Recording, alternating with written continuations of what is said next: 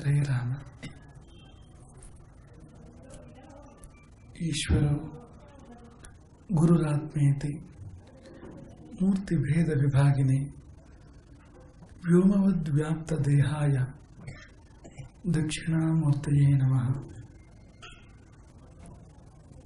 2 ಹಿಡಿ 4 ಬಿಡು. ಏನು ಹಾಗಂದ್ರೆ ಒಂಥರ ಬಹಳ ಗ್ರಾಮ್ಯವಾಗಿ ಕೇಳ್ತಾ ಇದೆ. 2 ಹಿಡಿ 4 ಬಿಡು ಅಂದ್ರೆ ಏನಪ್ಪ ಹಾಗಂದ್ರೆ ಹಿಡ್ಕೊಂಡು 4 ಬಿಡು ಅಂತ ಅರ್ಥ. ನಾನು ಇದು ಮಹಾಯೋಗಿ ಜನಕ ಮಹಾಯೋಗಿ ಶುಕನಿಗೆ ಉಪದೇಶ ಮಾಡಿದ್ದು. ಬ್ರಹ್ಮಜ್ಞಾನಕ್ಕೆ ಏನ್ ಮಾಡಬೇಕು ಅಂದ್ರೆ 2 ಬಿಡು ಮತ್ತು 4 ಹಿಡಿ. ಹಾಗೆ 2 ಬಿಡು 4 ಹಿಡಿ. ಬಿಡಬೇಕಾದದ್ದು 2 ಯಾವುದು ಅಂದ್ರೆ, ಒಂದು ಅಸೂಯೆ, ಇನ್ನೊಂದು ಋಣ. 2 ಇಟ್ಕೊಳ್ಬಾರದು. ಅಸೂಯೆ ಇಟ್ಕೋಬಾರದು, ಹಾಗೆ ಋಣ ಯಾರದ್ದು ಇಟ್ಕೋಬಾರದು. ಯಾರ ಮೇಲೂ ಅಸೂಯೆ ಇಟ್ಕೋಬೇಡ, ಯಾರ ಋಣವನ್ನು ಇಟ್ಕೋಬೇಡ. ಹಾಗೆ ಇಟ್ಕೊಳ್ಳಬಾರದೇ ಇರತಕ್ಕಂಥ 2 ಸಂಗತಿಗಳು ಅಸೂಯೆ ಮತ್ತು ಋಣ. ಇಟ್ಕೋಬೇಕಾದ ಸಂಗತಿಗಳು 4 ಇಟ್ಕೊಳ್ಳೇಬೇಕಾದ್ದು. ಹಾಗೆ ನೋಡಿದ್ರೆ ಸಾಧಾರಣವಾಗಿ ಈಗ ಮುಕ್ತಿ ಬಗ್ಗೆ ಅಥವಾ ಜ್ಞಾನದ ಬಗ್ಗೆ ಕೇಳ್ಕೊಂಡು ಹೋದ್ರೆ ಎಲ್ಲ ಬಿಡಬೇಕು ಅಂತ ಹೇಳ್ತಾರಲ್ಲಪ್ಪ. ಹಾಗಾಗಿ ಹೋಗ್ತಾ ಇಲ್ಲ ಗುರುಗಳ ಹತ್ರ. ಹೋದ್ರೆ ಅದು ಬಿಡು ಇದು ಬಿಡು ಅಂತ ಹೇಳಿದ್ರೆ ಮತ್ತೆ ಎಲ್ಲ ಬಿಡೋಕೆ ಹೇಳೋದು ಅಲ್ಲಿ. ಆದ್ರೆ ಇಲ್ಲಿ ಹಾಗೇನಿಲ್ಲ ನೋಡಿ. ಬಿಡೋಕೆ ಹೇಳಿದ್ದು 2, ಇಟ್ಕೋಬಾರದು ಅಂತ ಹೇಳಿದ್ದು 2, ಇಟ್ಕೊಳ್ಳೇಬೇಕು ಅಂತ ಹೇಳಿದ್ದು 4. ಆ 4 ಯಾವುದು ಅಂದ್ರೆ ಬ್ರಹ್ಮಚರ್ಯ, ಗಾರ್ಹಸ್ಥ್ಯ, ವಾನಪ್ರಸ್ಥ ಮತ್ತು ಸನ್ಯಾಸ. ಇಟ್ಕೋಬೇಕಾದ 4. ಇಟ್ಕೊಳ್ಳಬಾರದು 2. ತುಂಬಾ ಚೆನ್ನಾಗಿದೆ. 2 ಸಂಗತಿಗಳು. ಒಂದು ಅಸೂಯೆ, ಇನ್ನೊಂದು ಋಣ. ಋಣ ತೀರಿದಾಗ ನಮಗೆ ಹೋಗೋಕ್ಕೆ ಇರುವ ಭಾಷೆಗಳೆಲ್ಲ, ನಮ್ಮಲ್ಲಿ ಕಟ್ಟಿ ಹಾಕಿರುವ ಭಾಷೆಗಳೆಲ್ಲ ಚಿನ್ನವಾಗ್ತವೆ. ಹೋಗುವ ದಾರಿ ನಿರಾತಂಕ ಆಗುತ್ತೆ. ಹಾಗೆ ಅಸೂಯೆ ಇಲ್ಲದೆ ಇದ್ದಾಗ ನಮಗೆ ನಮ್ಮ ಕಡೆ ಗಮನ ಕೊಡೋಕೆ ಸಾಧ್ಯ ಆಗುತ್ತೆ. ನಿನ್ನೆವರೆಗೂ ನಾವು ಅದನ್ನು ಹೇಳ್ತಾ ಇದ್ದಿದ್ದು. ಅಸೂಯೆ ಹುಟ್ಕೊಳ್ಳೋದು ಯಾವಾಗ ಅಂದರೆ, ನಮಗೆ ನಮ್ಮ ಮೇಲೆ ಗಮನ ಕಡಿಮೆ ಆಗಿ ಇನ್ನೊಬ್ಬರ ಮೇಲೆ ಗಮನ ಜಾಸ್ತಿ ಆದರೆ, ಬದುಕು ಸ್ವಕೇಂದ್ರಿತವಾಗದೆ ಅನ್ಯಕೇಂದ್ರಿತವಾದರೆ ಆಗ ಅಸೂಯೆ ಪ್ರಾದುರ್ಭಾವ. ತನಗೇನು ಬೇಕು ಅಂತ ಯೋಚನೆ ಮಾಡೋನಿಗೆ ಅಸೂಯೆ ಬರೋದೇ ಇಲ್ಲ. ಅವನಿಗೇನು ಸಿಕ್ತು ಪಕ್ಕದವನಿಗೆ ಅಂತ ಯೋಚನೆ ಮಾಡೋನಿಗೆ ಅಸೂಯೆ ಬರುವಂಥದ್ದು. ಹಾಗಾಗಿ ಯಾರಿಗೆ ಏನು ಬೇಕಾದ್ರೂ ಸಿಗಲಿ, ಎಷ್ಟು ಬೇಕಾದ್ರೂ ಸಿಗಲಿ, ನಿನಗೇನು ಬೇಕೋ ಅದು ನನಗೆ ಸಿಕ್ಕಿದ್ರೆ ಆಯ್ತಲ್ಲ, ಆ ಕಡೆ ಗಮನ ಕೊಡೋನು. ಹಾಗಾಗಿ ಆ 2 ಇಟ್ಕೊಳ್ಬಾರದು. ಈ 4 ಆಶ್ರಮಗಳು ಅಂದರೆ ಅದೊಂದು ಜೀವನ ಶೈಲಿ, ವೇ ಆಫ್ ಲೈಫ್. ಈ ಬ್ರಹ್ಮಚರ್ಯ, ಗೃಹಸ್ಥ, ವಾನಪ್ರಸ್ಥ ಮತ್ತು ಸನ್ಯಾಸ ಅಂದರೆ ಅದೊಂದು ಬದುಕುವ ವಿಧಾನ ಅಷ್ಟೇ. ಯಾವ್ಯಾವ ವಯಸ್ಸಿನಲ್ಲಿ ಹೇಗೆ ಬದುಕಬೇಕು ಅನ್ನೋದನ್ನು ನಿರೂಪಿಸಿದೆ ಅಲ್ಲಿ. ಚಿಕ್ಕವರಿದ್ದಾಗ ಹೇಗಿರಬೇಕು, ದೊಡ್ಡವರಾದಾಗ ಹೇಗಿರಬೇಕು, ಇನ್ನೂ ದೊಡ್ಡವರಾದಾಗ ಹೇಗಿರಬೇಕು, ಮತ್ತು ದೊಡ್ಡವರಾದಾಗ ಹೇಗಿರಬೇಕು. ಈ ದೊಡ್ಡವರು ಅಂದರೆ ಈ ವೃದ್ಧಿ, ದೊಡ್ಡವರಾಗೋದು ಅಂದರೆ ವೃದ್ಧಿ ಅಂತ. ಈ ವೃದ್ಧಿ ಹೊಂದಿದಾನೆ ವೃದ್ಧ. ಹಾಗಾಗಿ ವೃದ್ಧಿ ಹೊಂತ ಏನಾಗ್ತಾ ಹೋಗಬೇಕು, ನಾವು ಏನು ಮಾಡ್ತಾ ಹೋಗಬೇಕು, ಜೀವನ ಶೈಲಿಯನ್ನೇ ಜನಕ ಹೇಳಿರುವಂಥದ್ದು. ಏನು ಮಾಡಬೇಕು ಮುಕ್ತಿಗೆ ಅಂದರೆ ಜೀವನ ಹೇಗೆ ಮಾಡಬೇಕು ಅಂತ ಜನಕ ಹೇಳ್ತಾನೆ. ಅದಕ್ಕೆ ಪ್ರತಿಯಾಗಿ ಉತ್ತರವನ್ನು, ನೀನು ಮಿಡಿಯಾಗಿದ್ದಾಗ ಹೇಗಿರಬೇಕು, ಮತ್ತು ಕಾಯ ಆಗಿದ್ದಾಗ ಹೇಗಿರಬೇಕು, ದೋರೆಗಾಯ ಆಗಿದ್ದಾಗ ಹೇಗಿರಬೇಕು, ಹಣ್ಣಾಗಿದ್ದಾಗ ಹೇಗಿರಬೇಕು ಅಂದರೆ ಹಣ್ಣಾಗಿದ್ದಾಗ ಹಣ್ಣಿನ ಹಾಗಿರಬೇಕು, ಕಾಯ ಆಗಿದ್ದಾಗ ಕಾಯಿ ಹಾಗಿರಬೇಕು, ಮಿಡಿ ಆಗಿದ್ದಾಗ ಮಿಡಿ ಹಾಗಿರಬೇಕು ಅಲ್ವಾ. ಮಿಡಿಯೇ ದೋರೆಗಾಯಿ ಆಗಿದ್ದುಬಿಟ್ರೆ ಏನು ಮಾಡೋದು. ಹೈಬ್ರಿಡ್ ಯುಗದಲ್ಲಿ ಹುಟ್ಟಬೇಕಾದ್ರೆ ಅದು ಅಂದರೆ ಅದಕ್ಕೆ ಆಮೇಲೆ ಆಗಬೇಕಾದ ಬೆಳವಣಿಗೆ ಈಗಲೇ ಆಗಿರುತ್ತೆ. ನಾವು ಕೆಲವು ಚಿಕ್ಕ ಮಕ್ಕಳನ್ನು ಕಾಣ್ತೇವೆ, ವಯಸ್ಸಲ್ಲಿ ತುಂಬ ಚಿಕ್ಕವರು, ಆದರೆ ಶರೀರದ ಬೆಳವಣಿಗೆ ತುಂಬ ಆಗಿಬಿಟ್ಟಿರುತ್ತೆ. ಕೆಲವು ಸತಿ ಮನಸ್ಸಿನ ಬೆಳವಣಿಗೆ ತುಂಬ ಆಗಿಬಿಟ್ಟಿರುತ್ತೆ. ನಮ್ಗೆ ಅನ್ಸುತ್ತೆ ಈ ಹೈಬ್ರಿಡ್ ತುಂಬ ತಿಂದು ಹೀಗಾಯ್ತೇನೋ ನಮಗೆ. ಅಂದರೆ ಸಹಜವಾಗಿ 6 ವರ್ಷಕ್ಕೂ 8 ವರ್ಷಕ್ಕೂ ಫಲ ಕೊಡಬೇಕಾಗಿರೋದನ್ನು 2 ವರ್ಷಕ್ಕೆ ಫಲ ಕೊಡೋ ಹಾಗೆ, 3 ವರ್ಷಕ್ಕೆ ಫಲ ಕೊಡೋ ಹಾಗೆ, 6 ತಿಂಗಳಿಗೆ ಫಲ ಕೊಡೋ ಹಾಗೆ ಮಾಡಿ ನಾವು ಅದನ್ನು ತಿಂದಾಗ ನಾವು ಹಾಗೆ ಆಗ್ತೇವೆ. ಯಾಕೆಂದರೆ ಹುಟ್ಟುವ ಮಕ್ಕಳು ಕೂಡ 20 ವರ್ಷಕ್ಕೆ ಆಗಬೇಕಾದ ಬೆಳವಣಿಗೆ 5 ವರ್ಷಕ್ಕೆ ಆಗಿರುತ್ತೆ. 5 ವರ್ಷಕ್ಕೆ ಆಗ್ಬಿಟ್ರೆ ಬೆಳವಣಿಗೆ, 20 ವರ್ಷಕ್ಕೆ ಏನು ಮಾಡೋದು ಆಮೇಲೆ? ಅಷ್ಟೊತ್ತಿಗೆ 40 ವರ್ಷದ ಬೆಳವಣಿಗೆ ಆಗಿರುತ್ತೆ. 20 ವರ್ಷದ ಹೊತ್ತಿಗೆ 5 ವರ್ಷಕ್ಕೆ ಯುವಕನಾಗ್ತಾನೆ, 20 ವರ್ಷಕ್ಕೆ ಮುದುಕನಾಗ್ತಾನೆ, 30 ವರ್ಷಕ್ಕೆ ಜೀವನ ಸಾಕಾಗುತ್ತೆ, 40 ವರ್ಷಕ್ಕೆ ಹೋಗ್ತಾನೆ. ಇದೇನರ್ಥ ಈ ಜೀವನದಲ್ಲಿ? ನಾವು ಮೊನ್ನೆ ಒಂದು ಸತ್ಯ ಹೇಳಿದ್ದು, ಹುಟ್ಟುವಾಗ ಮಗುವಿಗೆ ಹಲ್ಲಿರೋದಿಲ್ಲ, ಕೂದಲಿರೋದಿಲ್ಲ, ಅದು ಅದರ ಚಂದ. ಹುಟ್ಟುವಾಗಲೇ ಏನು ಇಷ್ಟು ಕೂದಲು, ಮತ್ತೆ ಬಾಯಿಯೊಳಗೆ ಒಂದಷ್ಟು, ಬಾಯಿ ಹೊರಗೆ ಒಂದಷ್ಟು ಹೊಲಗಳು ಇಟ್ಕೊಂಡೇ ಹುಟ್ಟಿದ್ರೆ ಆ ಮಗುನ ಯಾರು ಇಟ್ಕೊಳ್ತಾರೆ ಹೇಳಿ? ಅದು ಅಸಹಜ, ಅದು ಅಸ್ವಾಭಾವಿಕ. ಅದು ಹಾಗಾಗಿ ಆಯಾ ವಯಸ್ಸಿಗೆ ಇರಬೇಕಾದಾಗ ಇರಬೇಕು, ಇರುವುದನ್ನು ಸಂತೋಷ ಪಡಬೇಕು. ಮುಪ್ಪಿನಲ್ಲಿ ಚಂದ, ನೆರೆಗಡ್ಡ, ಕೂದಲು ಬಿಳಿ ಆಯ್ತು ಅಂತ ಬೇಜಾರು ಮಾಡ್ಕೋಬಾರದು. ಆದರೆ 5 ವರ್ಷಕ್ಕೆ ಕೂದಲು ಬಿಳಿ ಆದರೆ ಬೇಜಾರು ಮಾಡ್ಕೋಬೇಕು. ಯಾಕೆಂದರೆ 5 ವರ್ಷಕ್ಕೆ ಇರಬೇಕಾದ ಹಾಗಲ್ಲ, 20 ವರ್ಷಕ್ಕೆ ಇರಬೇಕಾದ್ದು ಹಾಗಲ್ಲ. ಹಾಗೆಲ್ಲ ಆಗ್ತಾ ಇದೆ ಈಗ. ಈ ಕಾಲ ಹೇಗಿದೆ ಅಂದರೆ 60 ವರ್ಷಕ್ಕೂ ಕೂದಲು ಕಪ್ಪಿರುತ್ತೆ, 20 ವರ್ಷಕ್ಕೂ ಕೂದಲು ಬಿಳಿ ಇರುತ್ತೆ. ಈ ಕಾಲ ಯಾವ ಕಾಲದಲ್ಲೂ ಈ ಥರ ಬಂದಿರಲಿಲ್ಲ. ಹಾಗಾಗಿ ಯಾವ ವಯಸ್ಸಲ್ಲೂ ಕೂದಲು ಬಿಳಿ ಆದರೂ ಕಪ್ಪು ಮಾಡ್ಬೋದು ಅಂತ ವ್ಯವಸ್ಥೆ ಇದೆ ಈಗ. ಮತ್ತು ಯಾವ್ಯಾವ ವಯಸ್ಸಲ್ಲೂ ಕೂದಲು ಬಿಳಿಯಾಗಿಬಿಡುತ್ತೆ, ಚಿಕ್ಕ ವಯಸ್ಸಲ್ಲೇ ಕೂದಲು ಬಿಳಿಯಾಗಿಬಿಡುತ್ತೆ ಅಂಥದ್ದೊಂದು ಕಾಲ ಇದು. ಅದರಲ್ಲಿ ಬ್ರಹ್ಮಚರ್ಯದ ಬಗ್ಗೆ ನಡೀತಾ ಇರೋದು ಈ ಪ್ರವಚನ ಮಾಲಿಕೆಯ ಪ್ರಕೃತ ಕೆಲವಾರು ದಿನಗಳ ವಿಷಯ. 2-3 ತಿಂಗಳು ಆಯಿತು ಅನ್ನೋ ಬಹುಶಃ ಬ್ರಹ್ಮಚರ್ಯ ಅನ್ನೋ ವಿಷಯ ನಡೀತಾ ಇರುವಂಥದ್ದು. ಬ್ರಹ್ಮಚರ್ಯ ಅಂದರೆ ಏನು ಅಂತ ಹೇಳಿದೆ, ಆದರೂ ಪುನಃ ಹೇಳ್ತೀವಿ ಅದನ್ನು ಇನ್ನೊಂದು ಆ್ಯಂಗಲ್ನಿಂದ, ಇನ್ನೊಂದು ಕೋಣದಿಂದ ಬ್ರಹ್ಮಚರ್ಯದ ಬಗ್ಗೆ ಹೇಳೋದಾದರೆ ಈ ಮಾತನ್ನು ಮೊದಲು ಹೇಳಬೇಕು ನಾವು. ಯಾವ ಮಾತನ್ನು ಅಂದರೆ, ಯಾವುದನ್ನು ಬಳಸಬೇಕಾದರೂ, ಯಾವುದೇ ಸಾಧನವನ್ನು ಜೀವನದಲ್ಲಿ ಬಳಸಬೇಕಾದ್ರೆ ಮೊದಲು ಅದನ್ನು ಸೂಕ್ಷ್ಮವಾಗಿ ಪರಿಶೀಲನೆ ಮಾಡಬೇಕು, ಅದರ ಬಗ್ಗೆ ತಿಳ್ಕೋಬೇಕು, ಅದನ್ನು ಅರ್ಥ ಮಾಡ್ಕೋಬೇಕು. ಆಮೇಲೆ ಅದಕ್ಕೇನಾದರೂ ಪರಿಷ್ಕಾರ ಬೇಕಾದರೆ ಪರಿಷ್ಕಾರ ಮಾಡಬೇಕು. ಆ ಸಾಧನಕ್ಕೆ ಏನು ಪರಿಷ್ಕಾರ ಅಗತ್ಯ ಇದೆ ಆ ಪರಿಷ್ಕಾರ ಮಾಡಬೇಕು, ಆಮೇಲೆ ಬಳಸಬೇಕು.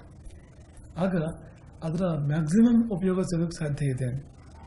ಈಗ ಒಂದು ಸಾಧನ ಬಳಸ್ತೀರಿ, ನೀವು ಬಳಸೋದು ಹೇಗೆ ಅಂತಲೇ ಗೊತ್ತಿರೋದಿಲ್ಲ, ಅನಾಹುತ ಆಗೋ ಸಂಭವಗಳು ತುಂಬ.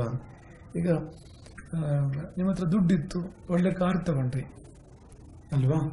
ಕಾರ್ ಬಳಸೋಕ್ಕಿಂತ ಮುಂಚೆ ತಿಳ್ಕೋಬೇಕು ಬೇಡವೋ? ಕಾರು ಅಂದರೆ ಏನು, ಕಾರಿಗೆ ಎಷ್ಟು ಚಕ್ರ, ಆ ಚಕ್ರ ತಿರುಗೋದು ಹೇಗೆ, 4 ಚಕ್ರ ಕೆಳಗೆ, 1 ಚಕ್ರ ಒಳಗಡೆಗೆ. ಹಾಗಾಗಿ ಈ ಚಕ್ರ ತಿರುಗಿದಾಗ ಆ ಚಕ್ರ ತಿರುಗುತ್ತೆ. ಅದನ್ನು ಆ ಸಂಬಂಧ ಗೊತ್ತಿಲ್ಲದೆ ಕಾರ್ ಬಳಸೋಕೆ ಹೋದರೆ ಅಪಘಾತ ಆಗ್ಬೋದು, ಅನಾಹುತಗಳಾಗ್ಬೋದು, ತಿಳಿದೇ ಮಾಡೋಕ್ಕಾಗೋದಿಲ್ಲ.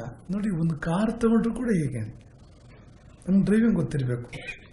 ನಿಮ್ಗೆ ಡ್ರೈವಿಂಗ್ ಗೊತ್ತಿದ್ರು ಕೂಡ ಆ ಕಾರ್ ಬಗ್ಗೆ ಗೊತ್ತಿರಬೇಕಾಗತ್ತೆ. ಆ ಕಾರ್ನ ಹತ್ಬೇಕಾದ್ರೆ ನೀವು ಆ ಕಾರಲ್ಲಿ ಎಲ್ಲಿ ಲೈಟ್ ಈ ಕಡೆ ಇದೆಯೋ ಆ ಕಡೆ ಇದೆಯೋ, ವೈಪರ್ ಆ ಕಡೆ ಇದೆಯೋ, ಎಲ್ಲ ಕೆಲವು ಸತಿ ಆ ಕಡೆ ಇರುತ್ತೆ, ಕೆಲವು ಸತಿ ಈ ಕಡೆ ಇರುತ್ತೆ, ಕೆಲವು ಜೊತೆ ಸ್ಟಾರ್ಟ್ ಆಗೋದು ಅಲ್ವೋ ಅಂತೆಲ್ಲ ನೋಡ್ಕೋಬೇಕಲ್ವಾ.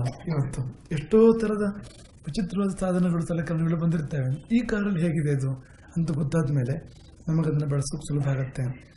ಗೊತ್ತಾಗದೆ ಬಳಸಬಾರದು. ಅಂದಮೇಲೆ ಜೀವನವನ್ನು ಹೇಗೆ ಬಳಸಬೇಕು ಅಂತ ಮೊದಲು ಗೊತ್ತಾಗಬೇಡವಾ ಜೀವನ ಪ್ರಾರಂಭ ಮಾಡಬೇಕಾದ್ರೆ? ಅದಕ್ಕೆ ನಾವು ಅಂದರೆ ಸತತವಾಗಿ ಬಳಸುವ ಒಂದು ಕಥೆಯನ್ನು ಈ ನೇರದಲ್ಲಿ ತಗೋತಾ ಇದೆ ಇವತ್ತು. ಒಂದು ಉದಾಹರಣೆಯನ್ನು, ಅದೊಂದು ಚಂದಮಾಮ ಕಥೆ ಅಷ್ಟೇ. ಆ ಕಥೆಯಲ್ಲಿ ಯಾವುದೇ ರೀತಿಯ ಬೇರೆ ಇದನ್ನು ನಿರೀಕ್ಷೆ ಮಾಡಬೇಡಿ ನೀವು. ಈ ಕಥೆಯಲ್ಲಿ ಕ್ಷಣ ಕ್ಷಣಕ್ಕೆ ತಿರುವು ಬರುತ್ತೆ ಅಲ್ಲಿ, ಆಮೇಲೆ ಹೇಳ್ತಾರಲ್ಲ ಅದು ಹಾಗೆ, ಅದೆಲ್ಲ ಏನೂ ಇಲ್ಲ ಅಂತ. ಅದು ತುಂಬ ಸರಳ, ಸಾದಾ, ಮಕ್ಕಳು ಸಹ ಅರ್ಥ ಮಾಡ್ಕೊಳ್ಳೋಂಥ ಕಥೆ. ಇದಕ್ಕೆ ಬೇಕಾದ ಸರಕು ಆ ಕಥೆಯಲ್ಲಿದೆ. ಆ ಕಥೆ ಹೀಗಿದೆ. ಒಂದು ರಾಜ್ಯದಲ್ಲಿ ಮಂತ್ರಿಗೆ ಮುಪ್ಪು ಬಂದಿತ್ತು. ಬಹಳ ಒಳ್ಳೆ ಮಂತ್ರಿ ಅವನು, ರಾಜ್ಯಕ್ಕೆ ತುಂಬ ಸೇವೆ ಮಾಡಿದವನು. ಅವನಿಗೆ ಮುಪ್ಪು ಬಂದಿತ್ತು. ಆ ಮಂತ್ರಿ ಈಗಿನ ಕಾಲದ ಮಂತ್ರಿಗಳು ಹಾಗಲ್ಲ. ಅವನು ಸಾಯೋ ಕೊನೆ ಕ್ಷಣದವರೆಗೂ ಕುರ್ಚಿ ಗಂಟ್ಕೊಂಡಿರಬೇಕು, ಬಿಡಲೇಬಾರದು ಅನ್ನೋ ತರದವನಲ್ಲ. ಅವನಿಗೆ ಮುಂದಿನ ಯೋಚನೆ, ರಾಜ್ಯವನ್ನು ಮುಂದೆ ಯಾರು ನೋಡ್ಕೋತಾರೆ, ಸರಿಯಾದ ವ್ಯಕ್ತಿಗಳನ್ನು ಮಂತ್ರಿಗಳಾಗಿ ಆಯ್ಕೆ ಮಾಡಬೇಕು, ತರಬೇತಿ ಕೊಡಬೇಕು, ತಾನಿರುವಾಗಲೇ ತನ್ನ ಸ್ಥಾನಕ್ಕೆ ಅವರು ಬರಬೇಕು, ಅವನು ಕೂರಿಸಿ ನಾನು ನೋಡಿ ಅಗತ್ಯ ಬಿದ್ದರೆ ಮಾರ್ಗದರ್ಶನ ಮಾಡಬೇಕು ಎನ್ನುವ ಮನಸ್ಸು ಅವನದ್ದು. ರಾಜನನ್ನು ಒಪ್ಪಿಸ್ತಾನೆ. ರಾಜನಿಗೆ ಮನಸ್ಸೇ ಇಲ್ಲ, ನೀವಿರೋವರೆಗೆ ನೀವೇ ಅಂತ ಇದ್ದಾನೆ ರಾಜ. ಇಲ್ಲಪ್ಪ, ಭವಿಷ್ಯದ ಪ್ರಶ್ನೆ ಇದು.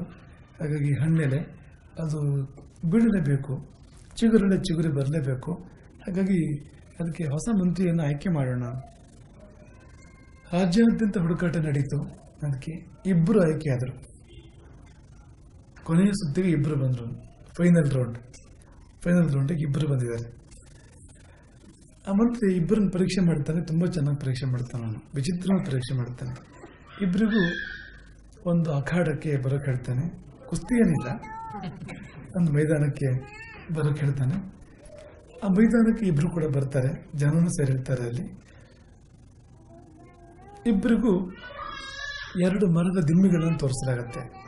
2 ಒಂದೇ ಗಾತ್ರದ ಮರದ ದಿಮ್ಮಿಗಳು, ಒಂದೇ ಜಾತಿಯ ಮರ, ಒಂದೇ ಗಾತ್ರದ ಮರ, ಒಂದೇ ಗಟ್ಟಿಯ ಮರ ನೋಡಲಾಗಿದೆ. ಅದನ್ನು ಒಂದೇ ರೀತಿಯ 2 ದಿಮ್ಮಿಗಳು, 2 ಮರದ ದಿಮ್ಮಿಗಳು. ಅದನ್ನು ಕತ್ತರಿಸಲಿಕ್ಕೆ 2 ಕೊಡಲಿಗಳು, ಒಂದೇ ರೀತಿಯ ಕೊಡಲಿಗಳು. ಆ ಕೊಡಲಿಯ ಹಿಡಿಕೆಯಲ್ಲಾಗಲಿ, ಆ ಕಬ್ಬಿಣದ ಅಲುಗಿನಲ್ಲಾಗಲಿ, ದಪ್ಪದಲ್ಲಾಗಲಿ, ಹರಿತದಲ್ಲಾಗಲಿ ಯಾವುದರಲ್ಲೂ ವ್ಯತ್ಯಾಸ ಇಲ್ಲ. ಪರೀಕ್ಷೆ ಏನಂದ್ರೆ ಇಬ್ರು ಒಟ್ಟಿಗೆ ಕಡಿಯೋಕೆ ಶುರು ಮಾಡಬೇಕು. ಒಂದೇ ಕ್ಷಣದಲ್ಲಿ 1 2 3 ರೆಡಿ ಅನ್ಬೇಕು, ಕಡಿಯೋಕೆ ಶುರು ಮಾಡಬೇಕು ಇಬ್ರು ಕೂಡ ಅಂತ. ಒಂದೇ ಕ್ಷಣದಲ್ಲಿ ಕಡಿಯೋಕೆ ಪ್ರಾರಂಭ ಮಾಡಬೇಕು. ಯಾರು ಬೇಗ ಕಡಿದು ಪೂರೈಸ್ತಾನೆ ತನ್ನ ಪಾಲಿನ ಮರದ ದಿಮ್ಮೆಯನ್ನು, ಅವನಿಗೆ ಮಂತ್ರಿ ಪಟ್ಟ.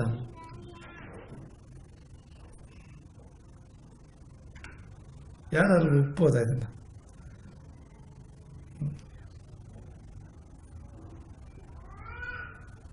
ಏನು ಟಿಂಬರ್ ಫ್ಯಾಕ್ಟ್ರಿಗೆ ಲೇಬರ್ ಆಯ್ಕೆ ಆಗ್ತಾ ಇದೆ ಇಲ್ಲಿ?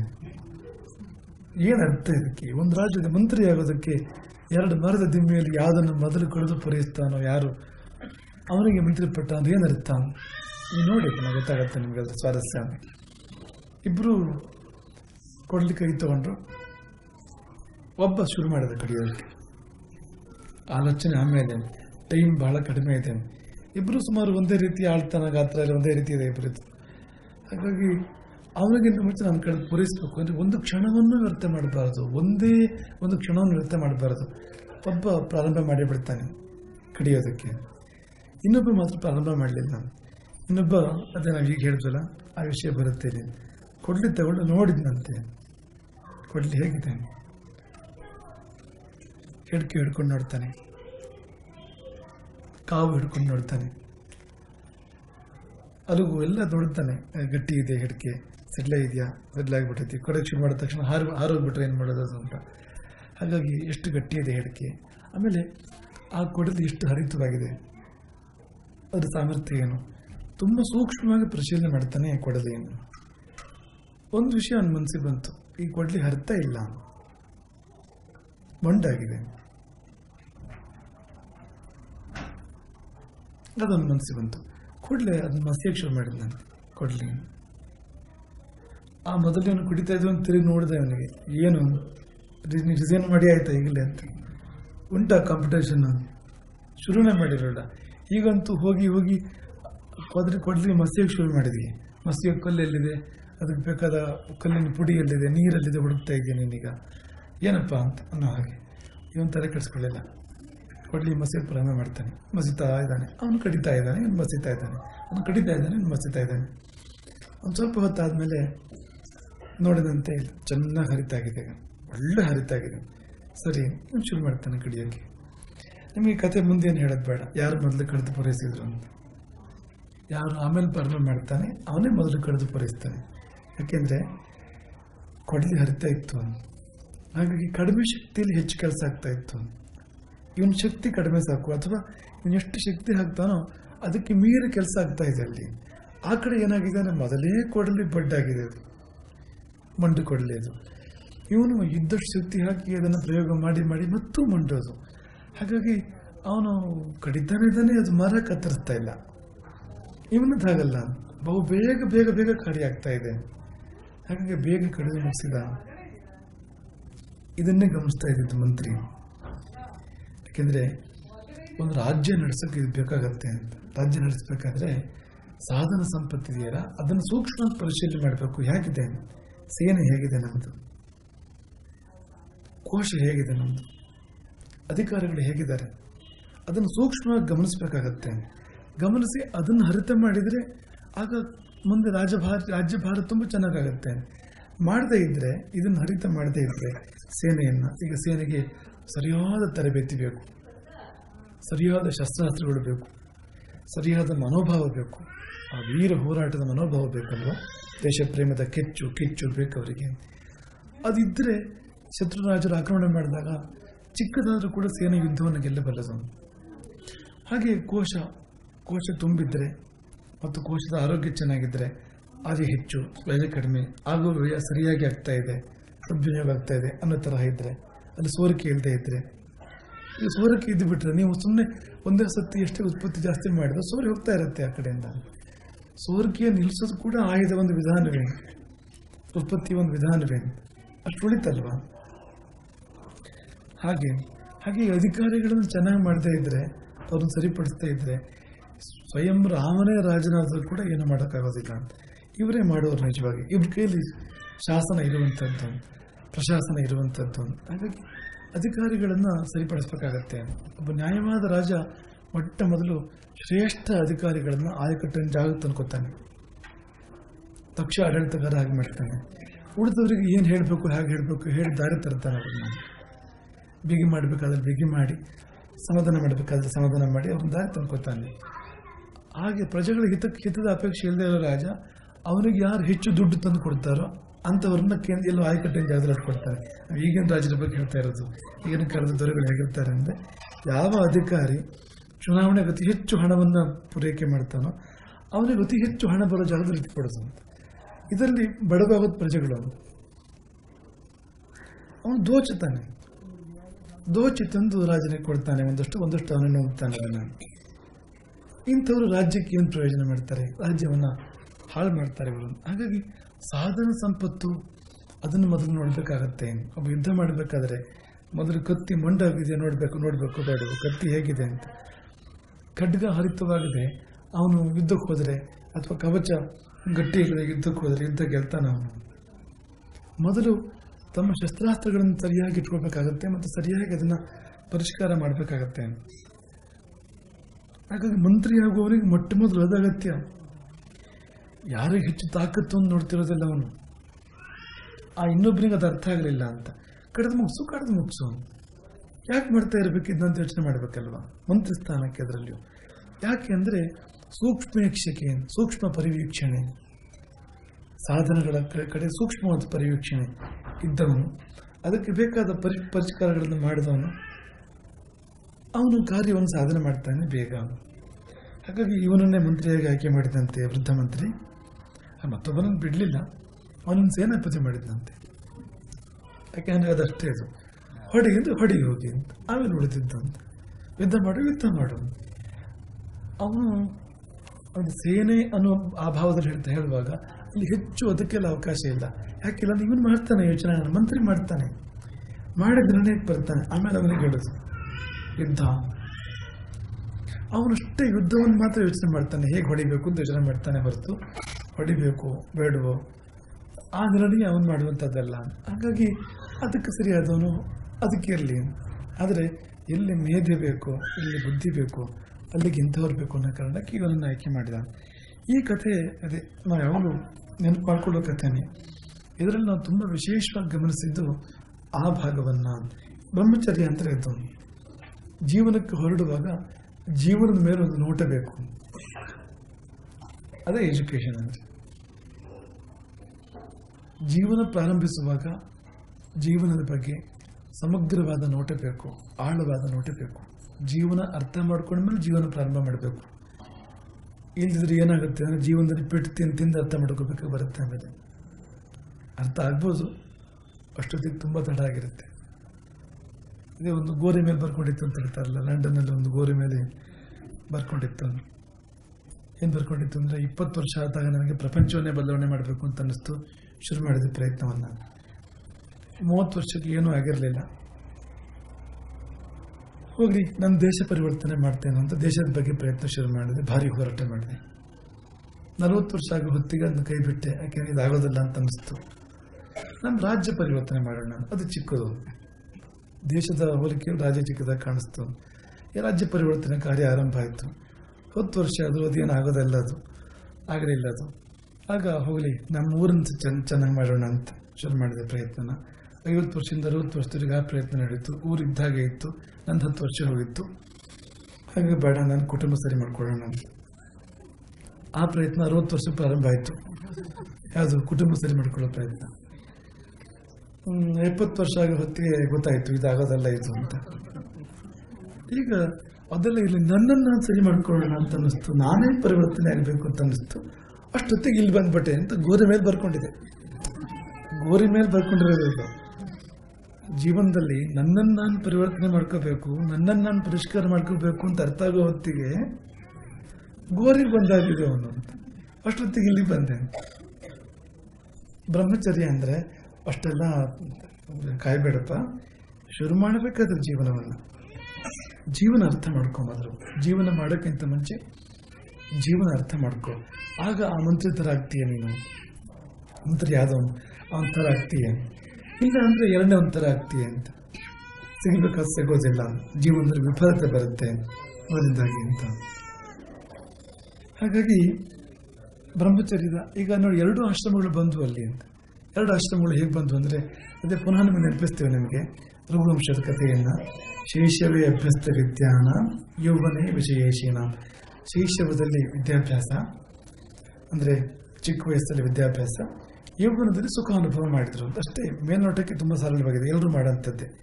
ಚಿಕ್ಕ ವಯಸ್ಸಲ್ಲಿ ವಿದ್ಯಾಭ್ಯಾಸ, ಯುವಕನಾಗ್ತಿರುವಾಗ ಸುಖ ಅನುಭವ. ಸಂಸಾರಕ್ಕೆ ಬಂದ, ಮದುವೆ ಮಾಡಿಕೊಂಡ, ಸಂಸಾರ ಮತ್ತೊಂದು ಎಂಜಾಯ್ ದಿ ಲೈಫ್ ಅಂತ ಶುರುವಾಯಿತು ಅಂತ ಅಲ್ಲಿ ಅಂತ. ಯೌವನಕ್ಕೆ ಬಂದ ಮೇಲೆ ಅಂತ ತುಂಬ ಸಿಂಪಲ್ ಅಂತ ಅನ್ಸುತ್ತೆ, ಆದ್ರೆ ಒಂಚೂರು ಹಿಂದೆ ಮುಂದೆ ಮಾಡಿ ನೋಡಿ. ಈಗ ಎಜುಕೇಷನ್ ಸಮಯದಲ್ಲಿ ಸುಖ ಅನುಭವ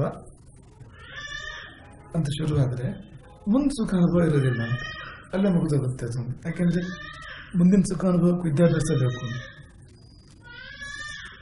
ತುಂಬ ಅವಶ್ಯ ಅದು. ಹಿಂದೆ ಮುಂದೆ ಆಗೋ ಹಾಗಿಲ್ಲ ಅದು. ಹಾಗಾಗಿ ಆ ಆನಪೂರ್ವೇನು ಹೇಳ್ತಾನೆ ಕಾಳಿದಾಸ, ವಿದ್ಯೆ ಶೈಶವದಲ್ಲಿ, ಸುಖ ಯೌವನದಲ್ಲಿ. ಯಾಕೆಂದರೆ ವಿದ್ಯೆ ಅಂದರೆ ಏನು ಅಂದರೆ ಸುಖವನ್ನು ಹೇಗೆ ಅನುಭವಿಸ್ಬೇಕು ಅನುಭವಿಸ್ಬಾರ್ದು, ಏನು ಅನುಭವಿಸ್ಬೇಕು ಅನುಭವಿಸ್ಬಾರ್ದು ಅಂತ ಹೇಳೋಕ್ಕೆ ಇರೋದದು ವಿದ್ಯೆ ಅನ್ನೋದು. ಈಗ ಮದ್ಯಪಾನ ಮಾಡಿದ್ರು ಸುಖವಿರ್ಬೋದು, ಸುಮಾರು ಜನ ಮಾಡೋದು ನೋಡೋದು ಕಾಣ್ತದಲ್ವಾ, ಏನೊಂದಿದೆ ಅಲ್ಲಿ ಘೋಷ, ಮತ್ತೆ ಅದರಿಂದ ಹೋಗ್ತಾರಲ್ಲ ಮನುಷ್ಯರು. ಆದರೆ ಆ ಸುಖ ದೊಡ್ಡ ಸುಖವನ್ನು ನಾಶ ಮಾಡಿ ಬರುವಂಥ ಸಣ್ಣ ಸುಖ, ಅಂಥ ಸುಖ ಬೇಡ. ಕಳ್ಳತನ ಮಾಡಿ ಸಂಪಾದನೆ ಮಾಡ್ಬೋದು, ಸುಖ ಪಡ್ಬೋದು. ಆದರೆ ಆ ಕಳ್ಳತನದಿಂದ ಬರುವಂಥ ಸುಖ ಅದು ದೊಡ್ಡ ಅರ್ಥಕ್ಕೆ ಕಾರಣ ಆಗುವಂಥದ್ದು, ಮಹಾಪಾಪಕ್ಕೆ ಕಾರಣ ಆಗುವಂಥದ್ದು, ಅದು ನರಕ ಪತನವನ್ನು ಉಂಟು ಮಾಡಿಸುವಂಥದ್ದು ಅದು. ಹಾಗಾಗಿ ವಿದ್ಯಾಭ್ಯಾಸ ಏನು ಮಾಡುತ್ತೆ ಅಂದರೆ ಸುಖವನ್ನು ಯಾವುದನ್ನು ಅನುಭವಿಸ್ಬೇಕು, ಯಾವುದನ್ನು ಅನುಭವಿಸ್ಬಾರ್ದು, ಹೇಗೆ ಅನುಭವಿಸ್ಬೇಕು, ಹೇಗೆ ಅನುಭವಿಸ್ಬಾರ್ದು, ಯಾವುದು ವಿಷ ನಿಜವಾಗಿ ಸುಖದಂತೆ ಕಾಣುತ್ತೆ, ಯಾವುದು ಸುಖವೇ ಹೌದು ವಿಷದಂತೆ ಕಂಡರೂ ಕೂಡ ಅನ್ನೋ ವಿವೇಚನೆಯನ್ನು ವಿದ್ಯಾಭ್ಯಾಸ ಕೊಡಬೇಕು ಅಂತ. ಅದು ಕೊಡದೇ ಇದ್ದರೆ, ಅಂಥ ವಿದ್ಯಾಭ್ಯಾಸ ಆಗದೇ ಇದ್ದರೆ ಜೀವನ ವಿಫಲ ಆಗುತ್ತೆ. ಹಾಗಾಗಿ ಕಲಿ, ಜೀವನವನ್ನು ಕಲಿ ಮೊದಲು, ಆಮೇಲೆ ಜೀವನ ಮಾಡು. ತುಂಬ ಸರಳ. ಅದೇ ನಾವೀಗಲಾದರೂ ಹಾಗೆ ಅಲ್ವಾ, ಈಗ ಆಫೀಸಲ್ಲಿ ನಾವೆಲ್ಲ ವಿದ್ಯಾಭ್ಯಾಸದಲ್ಲಿ ಮುಗಿಸಿ ಆಫೀಸ್ಗೆ ಹೋಗಿ ಸೇರ್ಕೊಂಡಿರ್ತೇವೆ. ಒಂದು ಸಣ್ಣ ಚೇಂಜ್ ಬಂತು ಅಂದರೆ ಟ್ರೈನಿಂಗ್ ಶುರುವಾಯಿತು, ಕೂಡಲೇ ಟ್ರೈನಿಂಗಿಗೆ ಹೋಗು. ಯಾಕದು ಸೀದಾ ಕೆಲಸ ಮಾಡ್ಬೋದಲ್ವಾ? ಯಾಕೆಂದರೆ ಸರಳ ಪಾಠ ಇಷ್ಟೇ, ನೀ ಕಲಿ ಆಮೇಲೆ ಮಾಡು, ಮೊದಲು ಕಲ್ತ್ಕೋ ಅದನ್ನು. ಯಾಕೆ ಹಾಗೆ ಮಾಡಬೇಕು? ಸೀದಾ ಮಾಡ್ಬೋದಲ್ಲ, ಮಾಡೋಕ್ಕಾಗೋದಿಲ್ಲ ಅಂತ, ಬರೋದಿಲ್ಲ ಮಾಡೋಕ್ಕೆ. ಈಗ ಫ್ರೆಂಚ್ ಮಾತಾಡು ಅಂದರೆ ಮೊದಲು ಕಲಿಬೇಕು, ಹೋದಲ್ಲ. ಫ್ರೆಂಚ್ ಮಾತಾಡ್ತೇನೆ ಅಂದರೆ ನೀವು ಮಾತಾಡೋದು ಫ್ರೆಂಚ್ ಆಗಿರೋದಿಲ್ಲ ಅದು ಅಷ್ಟೇ. ಈಗ ನಮಗೊಬ್ಬನ ಪರಿಚಯದಲ್ಲಿದ್ದ ಅವನು. ಯಾಕೆಂದರೆ ನಿಮಗೆಲ್ಲ ಯಾವ ಭಾಷೆ ಬರೋದಿಲ್ಲ ಆ ಭಾಷೆ ಅವನಿಗೆ ಬರುತ್ತೆ, ಆ ಭಾಷೆ ಮಾತಾಡ್ತಾನೆ ಅವನು. ನಿಮ್ಗೆ ಖಂಡಿತ ಆ ಭಾಷೆ ಬರೋದಿಲ್ಲ ಅಂತಾರೆ, ಅದೇ ಭಾಷೆಯಲ್ಲಿ ಮಾತಾಡ್ತಾನೆ ಅವನು. ನಿಮಗೆ ಬಂದರೆ ಆ ಭಾಷೆ ಅವನಿಗೆ ಬರೋದಿಲ್ಲ, ಬೇರೆ ಭಾಷೆ ಹೋಗ್ಬೇಕಾಗುತ್ತೆ ಅನಿವಾರ್ಯವಾಗಿ. ಹಾಗೆ ಮಾತಾಡ್ಬೋದಷ್ಟೇ ಅಂತ, ಮೋಸ ಮಾಡುತ್ತಾರೆ ಮಾತಾಡ್ಬೋದಷ್ಟೇ ಹೊರತು ಫ್ರೆಂಚ್ ಕಲಿದಿದ್ರೆ ಫ್ರೆಂಚ್ ಮಾತಾಡೋಕ್ಕಾಗೋದಿಲ್ಲ ಅಂತ. ಹಾಗೆ ಜೀವನ ಕಲಿದಿದ್ರೆ ಜೀವನ ಮಾಡೋಕ್ಕಾಗೋದಿಲ್ಲ. ಆಗುತ್ತಾ ಇದೆಯಲ್ಲ ಅಂದರೆ ಅದು ಜೀವನ ಅಲ್ಲ, ಅದು ಜೀವನ ಅಂತದ್ದು, ಜೀವನ ಅಲ್ಲ ಅದು. ಜೀವನ ಅಂತ ಆಗಬೇಕಾದ್ರೆ ಜೀವನ ತೆಗಿಬೇಕಾದ್ರಲ್ಲಿ, ಜೀವನ ಅಂತ ಆಗಬೇಕಾದ್ರೆ ಸಾರ್ಥಕ ಆಗಬೇಕು ಅದು. ಜೀವನ ಅಂತ ಆಗಬೇಕಾದ್ರೆ ಒಳಗೂ ಹೊರಗೂ ಸುಖ ತುಂಬಿ ತುಡುಕಾಡಬೇಕು. ಜೀವನ ಅಂತ ಆಗಬೇಕಾದ್ರೆ ಇದನ್ನು ದಾಟಿ ಎಲ್ಲಿ ಹೋಗೋ ಥರ ಆಗಬೇಕು. ಇದು ಮುಗಿತಿರೋ ಹಾಗೆ ಪತನ ಅಲ್ಲ ಅಲ್ವಾ? ಈಗ ಮಾಲಲ್ಲಿ ಹೋಗಿ ನಾವು ಸಾಮಾನು ಖರೀದಿ ಮಾಡ್ತಾ ಇದ್ರೆ ಮಾಡಿದ್ದೇ ಸರಿಯಾದರೆ ಸುರಕ್ಷಿತ ಹೊರಗೆ ಬರೋಕ್ಕಾಗತ್ತೆ ನಮ್ಗೆ ಅಲ್ಲಿಂದ. ಈಗ ಮಾಡಿದ್ದು ಸರಿಯಾಗದೆ ಇದ್ರೆ ಅಂದರೆ ದುಡ್ಡು ಕೊಡದೆ ನಾವು ತೆಗೆದು ಚೀಲಕ್ಕೆ ಹಾಕೊಳ್ತಾ ಇದ್ರೆ ಸಾಮಾನುಗಳನ್ನು ಹೊರಗೆ ಬರೋಕ್ಕಾಗೋದಿಲ್ಲ ಅಲ್ಲಿಂದ. ಅಷ್ಟೊತ್ತಿಗೆ ನೆಂಟರು ಬರ್ತಾರೆ, ನೆಂಟರು ಅಂದರೆ ಪೊಲೀಸರು ಹಿಡಿದು ಕರ್ಕೊಂಡು ಹೋಗಿ ಬರ್ತಾರೆ, ಬಿಡುಗಡೆ ಆಗೋದಿಲ್ಲ. ಆಗ ಮೊದಲು ಮಾಡಿದ ಕೆಲಸ ಸರಿಯಾಗಿಲ್ಲ ಅಂತ ಅರ್ಥ ಅಲ್ವಾ ಅದಕ್ಕೆ. ಹಾಗೆ ಜೀವನ ಮುಗಿ ಹೊತ್ತಿಗೆ ನಾವು ನರಕಕ್ಕೆ ಬೀಳೋದಾದರೆ ಅಲ್ಲಿವರೆಗೆ ಮಾಡಿದ ಜೀವನ ಅಲ್ಲ ಅಂತಲೇ ಅರ್ಥ ಅದಕ್ಕೆ. ಅದಕ್ಕಾಗಿ ಬ್ರಹ್ಮಚರ್ಯ ಅಂದರೆ ಅದು ಜ್ಞಾನದ ಜೀವನ ಭಾಗ, ಜ್ಞಾನಾರ್ಜನೆಯ ಜೀವನದ ಭಾಗ. ಅದನ್ನು ಮಾಡ್ಕೋಬೇಕು. ಜ್ಞಾನಾರ್ಜನೆ ನಾವು ಯಾಕಿಷ್ಟು ವಿವರಣೆ ಕೊಡ್ತಾ ಇದ್ದೀವಿ ಅಂದರೆ ಸುಮ್ಮನೆ ಮಕ್ಕಿ ಪುಸ್ತಕ ಓದೋದಲ್ಲ, ಜೀವನ ಅರ್ಥ ಮಾಡ್ಕೊಳ್ಳೋದು. ಒಂದು ವೇಳೆ ಜೀವನ ನಿಮ್ಗೆ ಅರ್ಥ ಮಾಡಿಸ್ತಾ ಇದ್ರೆ ಆ ಶಾಲೆ ಅಲ್ಲ, ಆ ಮೇಷ್ಟ್ರಲ್ಲ, ಆ ಪುಸ್ತಕ ಅಲ್ಲ, ನೀವು ಮಾಡಿದ ವಿದ್ಯಾಭ್ಯಾಸ ಅಲ್ಲ. ಈಗಿರೋ ವಿದ್ಯಾಭ್ಯಾಸದಲ್ಲಿ ಆ ಅಂಶಗಳು ತುಂಬ ಕಡಿಮೆ ಇದೆ. ಅಂತ ಅಂಶಗಳು ಕಲ್ಪನೆ ಇಲ್ಲ. ವಿದ್ಯಾಭ್ಯಾಸ ನಿರೂಪಿಸುವವರಿಗೆ ದೃಷ್ಟಿ ಇಲ್ಲ. ಏನನ್ನು ಕೊಡಬೇಕಾಗಿದೆ, ಯಾವ ಶಿಕ್ಷಣ ಕೊಡಬೇಕಾಗಿದೆ ಅನ್ನೋ ದೃಷ್ಟಿ ಇಲ್ಲ. ಅದು ಬರಬೇಕು. ನಾವೀಗ ಕಲಿಸ್ತಾ ಇರೋದು ಬೇಡ ಅಂತ ಹೇಳ್ತಾ ಇರೋದಿಲ್ಲ, ಬೇಕಾದ ಸೇರಿಸಿ, ಅದ್ರ ಜೊತೆಗಿದ್ದು ಇರಲಿ, ಬೇಕಾದನ್ನು ಕೂಡಿಸಿ. ಅದಕ್ಕೆ ವಾರಕ್ಕೊಂದು ಪೀರಿಯಡ್ ಎಂಥದ್ದು ಮಾರಲ್ಲ, ಎಂಥದ್ದು ಮಾರಲ್ ಸೈನ್ಸ್ ಅಲ್ಲ, ಅದೇ ಅದು ಅಂದರೆ ಅದು ಏನೋ ಅದು ಸುಮ್ಮನೆ ಅದಂದರೆ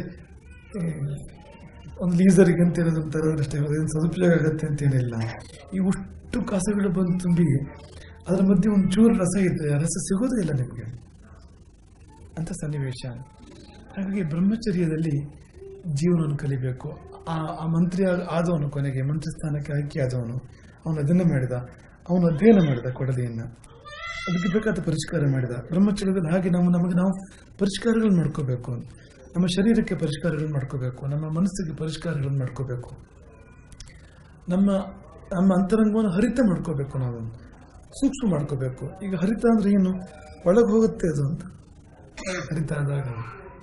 ಈ ಕುಶಾಗ್ರಮತಿ ಮತ್ತು ಮುಸಲಾಗ್ರಮತಿ ಅಂತ ಎರಡು ಥರ ಇರ್ತದೆ. ಕುಶಾಗ್ರಮತಿ ಅಂದರೆ ದರ್ಭ್ಯ ತುದಿಯಂತೆ ಸೂಕ್ಷ್ಮವಾದ ಮನಸ್ಸುಳ್ಳವನು. ಹಾಗಂದ್ರೆ ಏನಂದ್ರೆ ತುಂಬ ಸೂಕ್ಷ್ಮವಾದ ವಿಷಯದಲ್ಲೂ ಪ್ರವೇಶ ಮಾಡುತ್ತೆ ಅವನ ಮನಸ್ಸು. ತುಂಬ ಸೂಕ್ಷ್ಮವಾದ ವಿಷಯದಲ್ಲಿ ಕೂಡ ಮನಸ್ಸು ಪ್ರವೇಶ ಮಾಡಬಲ್ಲದು. ಮುಸಲ ಅಂದ್ರೆ ಮನಕ್ಕೆ ಅಷ್ಟು ಸೂಕ್ಷ್ಮ ಮನಸ್ಸು ಅಂದ್ರೆ ಇಷ್ಟು ದಪ್ಪ ಇರುತ್ತೆ ಮನಸ್ಸಿನ ತುದಿ. ಅದು ಯಾವ ಸೂಕ್ಷ್ಮವನ್ನು ಪ್ರವೇಶ ಮಾಡೋದಿಲ್ಲ, ಅದು ಬರೇ ಸ್ಥೂಲದಲ್ಲಿ ನಿಂತು ಬಿಡುತ್ತೆ, ಸೂಕ್ಷ್ಮಕ್ಕೆ ಹೋಗೋದೇ ಇಲ್ಲ. ಹಾಗಾಗಿ ನೀವು ಅಂಥ ಅತಿ ಸೂಕ್ಷ್ಮವಾದ ಭಗವನ್ ಮಾರ್ಗದಲ್ಲಿ ಪ್ರವೇಶ ಮಾಡಬೇಕು ಅಂದರೆ ಅಷ್ಟು ಸೂಕ್ಷ್ಮವಾದ ಮನಸ್ಸು ಬೇಕು. ಒಂದು ಸೂಜಿ ರಂಧ್ರದಲ್ಲಿ ದಾರ ಹೋಗಬೇಕು ಅಂದರೆ ಎಷ್ಟು ಸೂಕ್ಷ್ಮ ಆಗಿರಬೇಕು, ಆ ಥರ ಸೂಕ್ಷ್ಮವಾಗಿರೋ ಮನಸ್ಸು ಬೇಕು. ಸೂಕ್ಷ್ಮ ಮಾಡ್ಕೊಳ್ಳೋದೇ ಬ್ರಹ್ಮಚರ್ಯ ಆಶ್ರಮದಲ್ಲಿ. ನಮ್ಮನ್ನು ನಾವು ಹರಿತ ಮಾಡ್ಕೊಳ್ಳೋದು ಕುಶಾಗ್ರಮತಿಗಳಾಗುವಂಥ ಒಂದು ಆಶ್ರಮ. ಹಾಗಾದಾಗ ನೋಡಿ, ಅವನಿಗೆ ಮಂತ್ರಿ ಪದವಿ ಸಿಗ್ತಲ್ವ, ಬೇಗ ಅವನು ಸರಿಯಾಗಿ ಕಡಿಯಬಲ್ಲವನಾದವನದನ್ನು, ಆ ಮರದ ದಿಮ್ಮಿಯ ಕತ್ತರಿಸುವ ಕೆಲಸವನ್ನು ಸರಿಯಾಗಿ ಮಾಡಬಲ್ಲವನ, ಸರಿಯಾಗಿ ಮಾಡಿದ ಅದನ್ನು. ಹಾಗೆ ನೀವು ಸಂಸಾರ ಸರಿಯಾಗಿ ನಿಭಾಯಿಸ್ತೀರಿ, ಜೀವನ ಸರಿಯಾಗಿ ನಿಭಾಯಿಸ್ತೀರಿ. ನೀವು ಜೀವನದಲ್ಲಿ ಕಡಿಮೆ ಪ್ರಯತ್ನದಲ್ಲಿ ದೊಡ್ಡ ಫಲ ಪಡ್ಕೊಳ್ತೀರಿ ನೀವು. ಅದಕ್ಕೆ ಮೂಲ ಕಾರಣವಾಗಿ ಬರುವಂಥದ್ದು ಬ್ರಹ್ಮಚರ್ಯ. ಹಾಗಾಗಿ ಬ್ರಹ್ಮಚರ್ಯ ಒಂದು ವೇಳೆ ಆಗದೇ ಇದ್ದಿದ್ರೆ, ಆಗಬೇಕಾದ ಕಾಲದಲ್ಲಿ ಆಗದೇ ಇದ್ರೆ, ಬೆಟರ್ ಲೇಟ್ ದೆನ್ ನೆವರ್. ಯಾವಾಗಲಾದರೂ ಮಾಡ್ಕೊಳ್ಳಿ ಅದನ್ನ, ಯಾವ ಸ್ಥಿತಿಯಲ್ಲಿ ಆದರೂ, ಯಾವ ಅವಸ್ಥೆಯಲ್ಲಿ ಆದರೂ. ಇವತ್ತಾದರೂ ನೀವು ಇರೋ ಜಾಗದಿಂದ ನಿಮಗೆ ಸಾಮಗ್ರಿ ಸಂಪಾದನೆ ಆಗಿಲ್ಲ ಅಂದರೆ, ಬ್ರಹ್ಮಚರ್ಯದ ಪೂರ್ತಿ ಫಲ ಬಂದಿಲ್ಲ ಅಂದರೆ, ಈಗ ಮಾಡಿ ಅದನ್ನ. ಇವತ್ತಾದರೂ ಕೂತ್ಕೊಂಡು ಜೀವನ ಅರ್ಥ ಮಾಡ್ಕೊಳ್ಳಿ. ಜೀವನ ಅರ್ಥ ಮಾಡ್ಕೊಳ್ಳಬೇಕಾಗಿರ್ತಕ್ಕಂಥ ಅಂಥ ಗುರು, ಅಂಥ ಗ್ರಂಥ, ಅಂಥ ವಾತಾವರಣ, ಅಂಥ ಪರಿಸರ ಹೋಗಿ ಸೇರಿ ಅಲ್ಲಿಂದ ಜೀವನ ಜ್ಞಾನವನ್ನು ಪಡ್ಕೊಂಡ್ರೆ ಇನ್ನುಳಿದ ಜೀವನ ಸಫಲ ಆಗುತ್ತೆ. ತಡ ಅಂತೇನು ಇಲ್ವೇ ಇಲ್ಲ. ಯಾಕೆಂದರೆ ನೀವು ಒಂದ್ಸತಿ ಜೀವನ ಸರಿಯಾಗಿ ತಿಳ್ಕೊಂಡ್ರೆ ನೀವು ಆಮೇಲೆ ಒಂದೇ ದಿನ ಬದುಕಿದ್ರು ಒಂದು ದಿನ ಸಾರ್ಥಕ ಮಾಡ್ಬೋದು. ನೀವು ಒಂದು ದಿನದಲ್ಲೇ ಮಾಡಬೇಕಾದಲ್ಲೇ ಮಾಡಿಬಿಡ್ಬೋದು. ಅದೆಲ್ಲ ಸಿದ್ಧಿ ಆಗೋದು ಒಂದೇ ದಿನದಲ್ಲಿ ಆಗೋದಿಲ್ಲ ಕೊನೆಯಲ್ಲಿ. ಹಾಗಾಗಿ ಅದಕ್ಕಾಗಿ ನಿಮ್ಮ ಮನ, ನಿಮ್ಮ ಗಮನ, ನಿಮ್ಮ ಜೀವನ ಇರಲಿ. ಮೊದಲು ಬ್ರಹ್ಮಚರ್ಯ, ಆಮೇಲೆ ಬದುಕು. ಬ್ರಹ್ಮಚರ್ಯದ ಮೇಲೆ ಬದುಕು, ಬ್ರಹ್ಮಚರ್ಯ ಆಧಾರಿತವಾದ ಬದುಕು ನಿಜವಾದ ಬದುಕು. ಹರಿರಾಮ್.